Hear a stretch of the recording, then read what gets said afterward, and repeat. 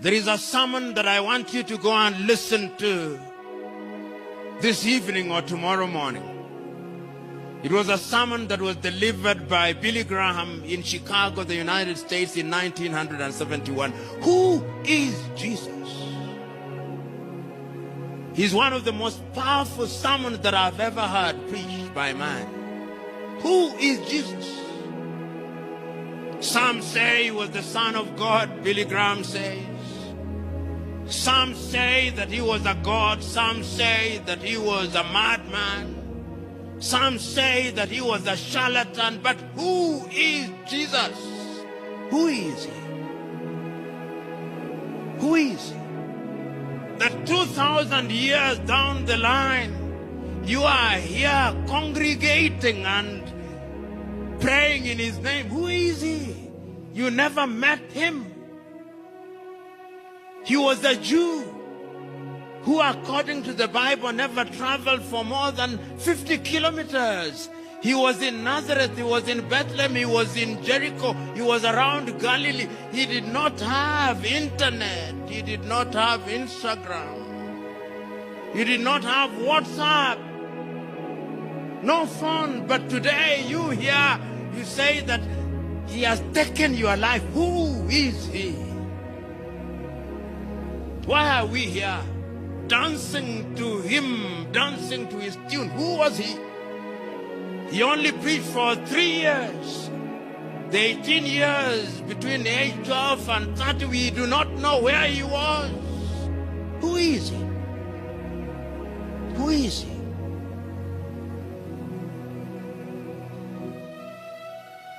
Who is he? He's mysterious. Because God must be mysterious. You know, one of the things in the Bible that strikes me the most is the story of John the Baptist. This John the Baptist, who is Christ's cousin, the son of Elizabeth and Zachariah, says is a forerunner for Christ. And when Jesus is being baptized at the Jordan River, and Christ approaches him, and there is a dove and says, "This is my son in whom I am well pleased." This John the Baptist, when he is arrested by Herodias and he is in jail, he doubts. And he sends his 2 disciples to Christ to go and ask the following question. Go and ask of him whether he is the one or we should wait for another. Do you remember that? Whether he is the one or we should wait for another. And how does Christ reply?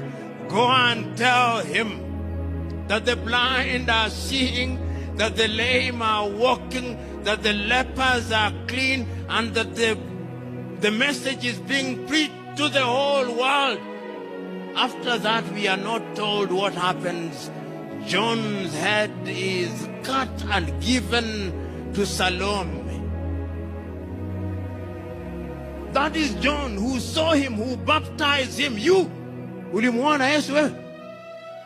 Si unasimuliwa tu. Yet he tells us by faith. He tells us, you who say, somebody says, good man, he says, why do you call me good? It is only God in heaven that is good. You remember the story of that lady who is an adulterer, an adulteress? They come and say, according to the law of Moses, she should be stoned. And Christ is writing and says, yes, those of you who are without, he amongst you who is without sin, cast the first stone. And he's looking down. And after a while he raises his head and they have all gone. And he asked the lady, where are your accusers? Go forth and sin no more. Go forth and sin no more. That message is preached to us on a daily basis, weekly basis. The good pastor says, go and sin no more. But we sin. In our country particularly, we sin. Greed is our creed. We go to the offices and we ask for bribes. In our unguarded moments in this country, we judge people on the basis of their tribe. Yet Christ says there are no Jews, no Gentiles. How are you finishing? You are here. How do you intend to finish the journey?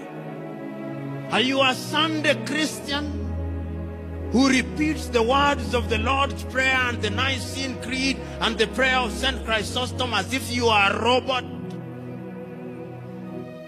Do you internalize the message? When you read the Beatitudes, blessed are the poor, do you internalize? Are you Christians who will be judged by their fruits? Because your fruits is what tells you who you are. A mango will only beget a mango, an orange only an orange. So today, I do not want to be like the Pharisees of old, who speak for too long. I want to be in keeping with Christ himself. That the message is, how do you finish? And we live in difficult and dangerous times where we must have a discerning spirit. You know, when I'm traveling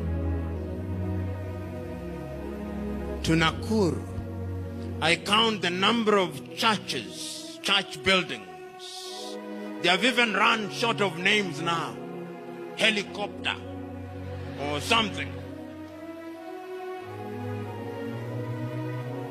When you travel to Nigeria in Africa, I call it the Jesus industry. They have converted Jesus into an industry for extortion through intimidation of people.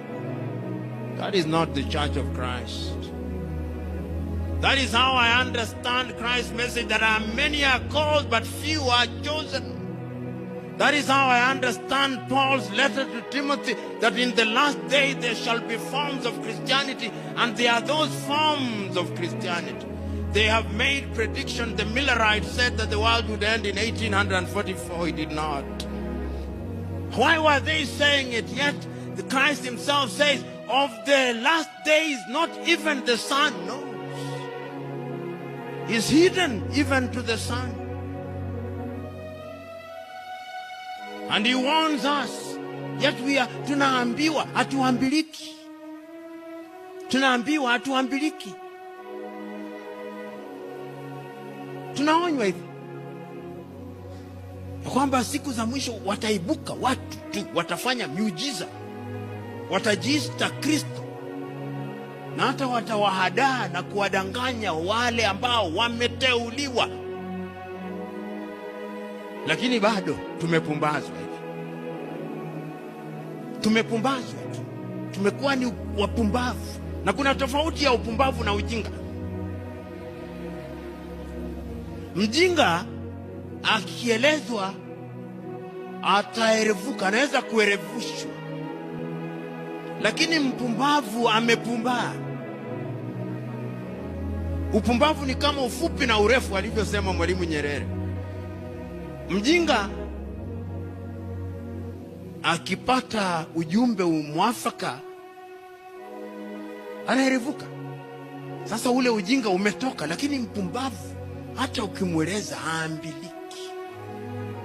Sasa tujiulize kama Wakristo. Ni vizuri nizungumze Kiswahili pia, kwa kuwa ndio lugha yetu na sisi tunajivunia ni lugha ya taifa, lakini hatuzungumzi Kiswahili. Na kile ambacho nasema sasa kwa muhtasari,